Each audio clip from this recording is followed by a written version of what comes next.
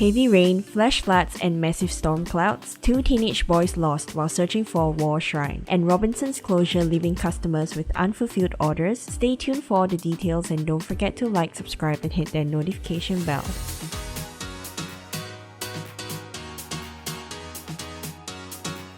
Hi everyone, it's Steve. I have with me Jazz and Tara. Hi. Hello.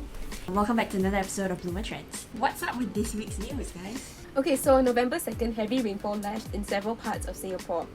And the intense rainfall across Singapore in the afternoon caused flash floods in three It brought locations: Upper Paya Lebar, Lorong Gambir, and Mount Vernon Road. And the floods lasted between 30 to 40 minutes. The first flash flood occurred at around 3 p.m. Yeah, because of all of this, I'm pretty sure a lot of you guys saw those rain clouds, those very weird looking rain clouds across the island, the southern part of the island. There's a lot of rain. Yeah. We'll show the pictures here, but it's just like people walking and like half of the cars are covered in water and trees are falling. It's crazy. Oh my god. And the trees, I think the trees fell on like some car I saw. Like some vehicles got like, that's super dangerous by the way. Yeah. You can actually die. And those rain clouds actually look like waves. Yeah, I saw the pictures of the rain clouds and I thought it was fake. Then after that I was like, oh, probably edited. Because then the next day is all over the news that the clouds look so scary and stuff. It looks like it's engulfing like the building. Yeah, it looks like a huge air tsunami just. Yeah. But yeah, the thunder was crazy on my end. I'm not sure. Did you guys hear anything? Even though like it didn't occur near anywhere around like the west area, right, where I stay, the skies at my area was super dark and then there was like heavy rain, so just that we didn't experience any floods. Yeah, what a way to begin November, right? Yeah. Yeah. Every month they say it's gonna get better and then it just starts with like Yeah, no, I don't think it'll get better because November, December is yeah, it's the monsoon season. Monsoon period, Yeah. right? Wasn't there some news about like really hot and cold right now? Apparently two days I think we'll have like weather that is until like 35 degrees. Oh my god. The average temperature for this month is 24 to 35. Our weather be crazier every year, I feel. Remember to check the weather, and if you're out, you might need an umbrella for the next 2 months. So there were 2 teenagers who decided to look for the remnants of a World War II Japanese shrine. Well, they found out about the Syonan Jinja Shrine while searching the internet for interesting places to explore last month. And so one of the classmates, Richard, told his classmate Xiangling that he wanted to go and explore the shrine, and Xiangling was like, yeah, sure.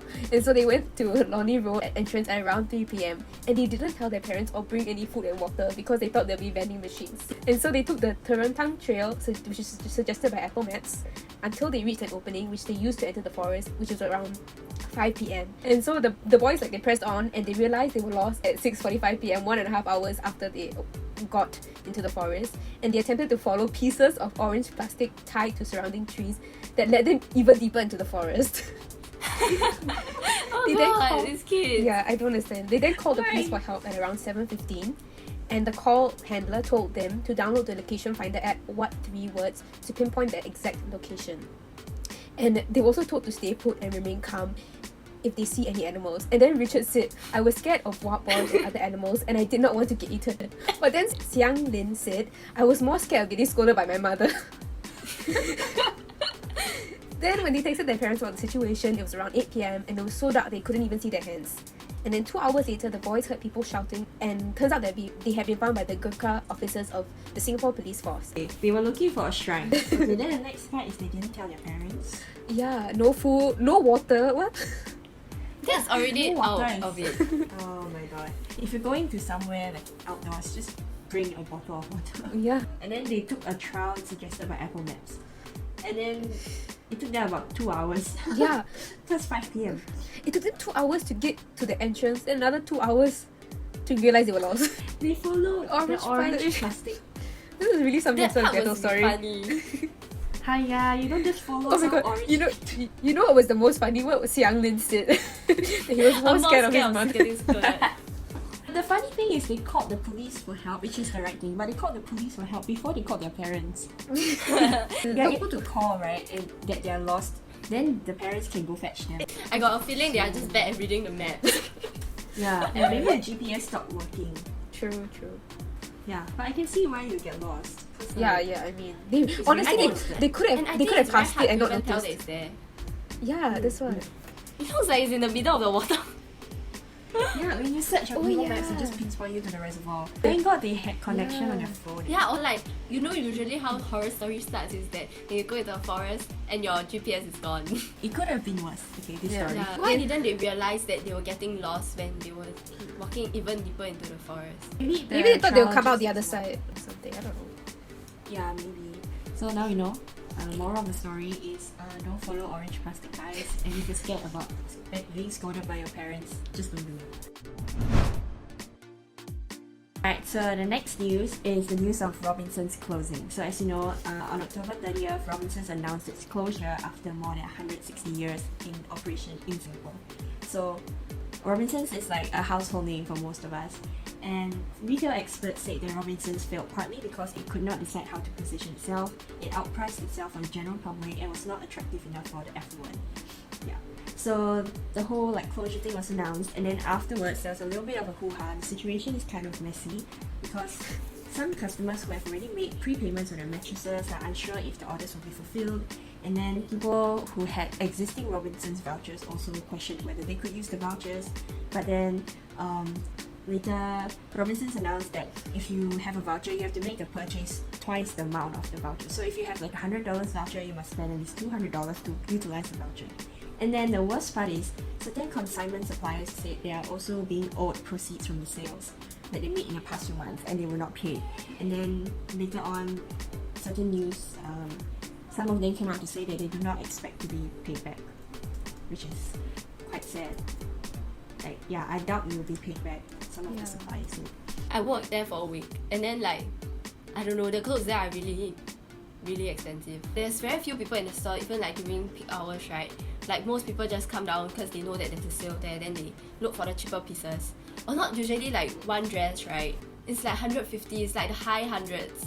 And the dress just looks like a normal dress. So like, I understand why people are not going there to shop. Yeah. Because it's so much pricier when you can just go to like a cheaper store to get it for like the same quality.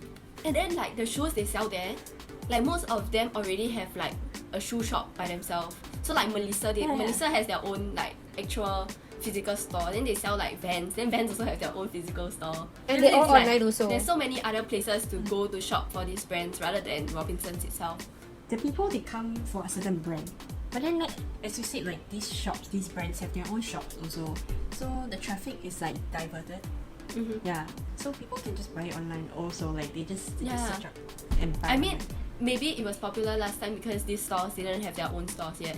So it was like the only place you could go is Robinsons.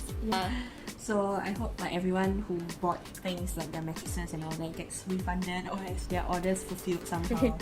And then for the suppliers as well to get back their money, but that's really sad. So the next one is about an old grandfather, and I love old people's stories. This retiree, who is 62 years old, catch litterbugs from his house in Tampines. So he takes photos of people who litter and report it to NEA. So currently, he has already caught about 80 litterbugs red-handed with proof, with picture proof, and then he will send it to NEA, and then he has gotten the nickname of King of Reporting. So this thing that he started in 2017 when he was trying to catch an inconsiderate resident who was feeding the pigeons at the multi-story car park, and then it left a mess around the area. Then when he was trying to take a picture of the guy, then after that he accidentally saw another person littering and spitting on the floor and stuff. Then he was like, oh my god, I need to do this, and then he started taking photos every day. Oh my god, so cute. This old man's a snitch. But kind of cute though. Oh my god. And it's so cute because he's using his like electronic camera, not even a phone or anything. It's like an actual like digital camera. Wow. It's so cute. Yeah, this is called a Huawei P20, so you can zoom. Yeah. Oh my god, the pictures are there hilarious. He's just like damn. He looks so angry. He's like, yeah, why you don't smile? He's like, yeah. He's just like doing this from his window, and it's so cool. No, but who took the picture of him from his window? Someone found him doing it. True. But he caught 80 litterbugs a month. That's a lot, eh? wow. Yeah. So a lot more people litter. That's making good use of your retired life. Oh yeah. People talk about Singaporeans complaining, but this guy, he actually take action. He doesn't just complain, he reports people. He's like, I won't Yeah. stop. I will go straight to the police with my evidence. Wow, this uncle, he was confronted by the people before. Oh, he was? Yeah, the culprits turned out on his doorstep to confront him, but he did not respond. Oh my god. Good. He was also exposed on social media. Oh my god, really? Little So tattletale. Oh, the uncle even said, I can't help but feel disappointed when I catch a repeated offender. Oh wow. Alright, so we've come to the end of the video. We hope we've covered enough for this week's news for you. And then remember to stay dry. And we'll see you next week.